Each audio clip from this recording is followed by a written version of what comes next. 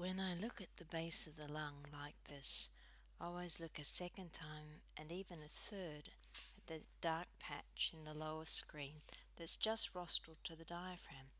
I'm trying to convince myself that that isn't fluid. It really looks dark enough to be fluid.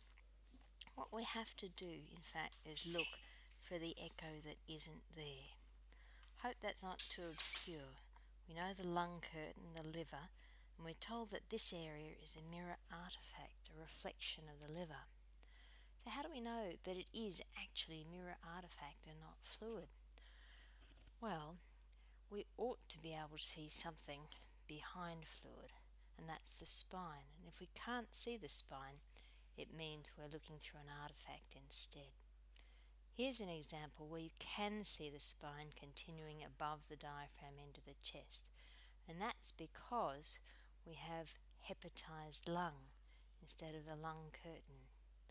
Alternatively, in this one, we can see the spine continuing above the diaphragm, white in the far field, because we've got fluid both above and below.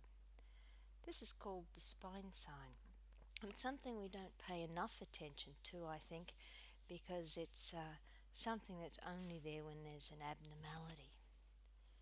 Here's to look at it in a completely different way. Can you pick the esophagus here? We don't notice it much tucked under the left of the trachea, but if I swallow, you'll see a bit of air go through. And underneath the esophagus, we can usually see the spine. But have a look at this picture. The esophagus has a black shadow underneath and the spine is interrupted. In other words, there's something in the esophagus, and that may be a good thing or a bad thing. So in summary, it's rather hard to remember the spine sign because although the spine is normal anatomy, it's usually not visible in the chest.